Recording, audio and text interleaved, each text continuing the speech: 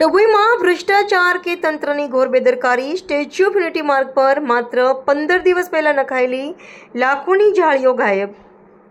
ડભોઈ યાત્રાધામ એકતાનગરને જોડતા અતિ મહત્વના એવા સ્ટેચ્યુ ઓફ યુનિટી હાઈવે પર ડભોઈ નગરની શિનોર ચોકડીથી લઈને નાદોદી ભાગળ સુધીના માર્ગ પર તાજેતરમાં જ લગાવવામાં આવેલી લોખંડની મજબૂત સેફ્ટી રેલિંગ ગાયબ થતાં ભારે ચર્ચા જાગી છે।